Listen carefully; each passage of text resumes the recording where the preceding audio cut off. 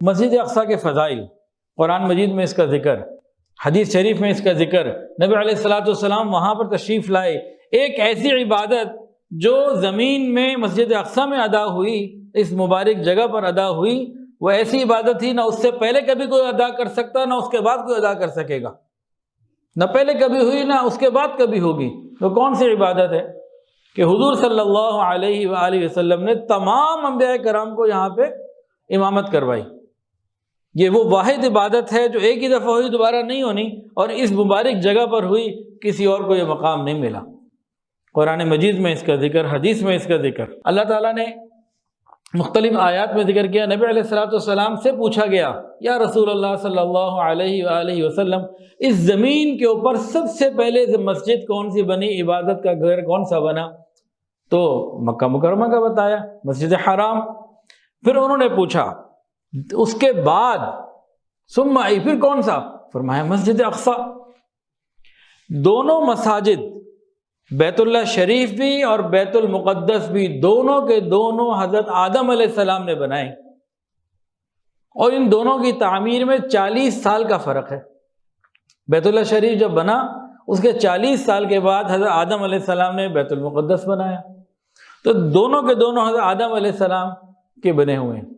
ہاں، مشہور روایات جو ہیں قرآن میں بھی جس تعمیر کا ذکر بیت اللہ شریف کی، وَإِذْ يَرْفَعُ إِبْرَاهِيمُ الْقَوَاعِدَ مِنَ الْبَيْتِ وَإِسْمَاعِيلُ، حضرت ابراہیم علیہ السلام اور حضرت اسماعیل علیہ السلام۔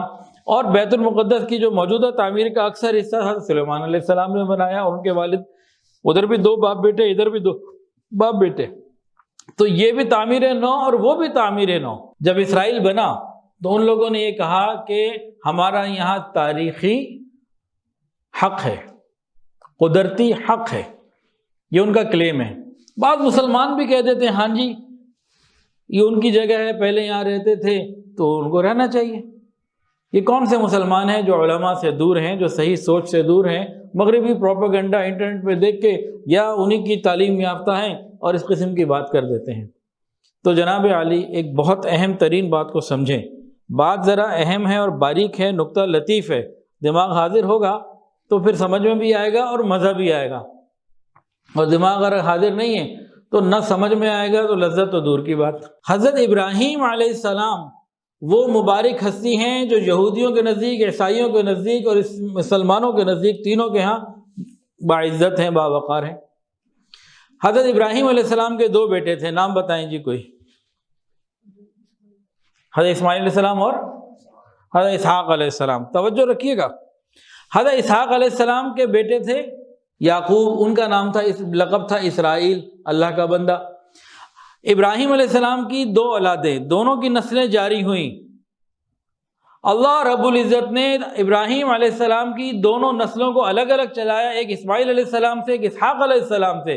اسحاق علیہ السلام کی نسلوں میں ہزاروں انبیاء آئے جنہیں بنی اسرائیل کہتے ہیں، اور اسماعیل علیہ السلام کی نسلوں میں صرف ایک نبی ہے جنہیں محمد الرسول اللہ صلی اللہ علیہ وسلم کہتے ہیں۔ یہ برکت والی مقدس ترین جگہ ہے، قرآن کے اندر اس کو بتایا گیا، ارض مقدس ہے یہ۔ اللہ رب العزت نے اس جگہ کی روحانی اور جسمانی دونوں برکتیں، دونوں تقدس ابراہیم علیہ السلام کی ان دونوں اولادوں میں جاری کیے۔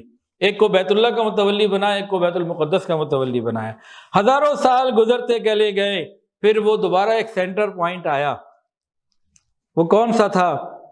حضور پاک صلی اللہ علیہ وآلہ وسلم کی مبارک ذات کا۔ نبی علیہ الصلوۃ والسلام کو اللہ تعالیٰ نے ابراہیم علیہ السلام کی دونوں نسلوں کی روحانی اور جسمانی وراثتوں کا مرکز اور وارث بنا دیا۔ کیسے؟ کہ جب اسی مبارک مقام پر حضور صلی اللہ علیہ وآلہ وسلم مصلی پہ کھڑے ہوئے امامت کے طور پر، ارے میرے بھائیوں، پیچھے ابراہیم علیہ السلام بھی ہیں، موسیٰ علیہ السلام بھی ہے، عیسیٰ علیہ السلام بھی ہے، داؤد علیہ السلام بھی ہیں، سلیمان علیہ السلام بھی ہے، سارے ہی اسماعیل علیہ السلام بھی ہے، اسحاق علیہ السلام بھی ہے، یعقوب علیہ السلام بھی ہے، سارے جھگڑے اللہ نے اس دن مکا دیے کہ اب سب کچھ یہاں جمع ہو گیا۔ تو تاریخی حق بھی اور قدرتی حق بھی مسلمانوں کا ہے، ان کا کوئی نہیں۔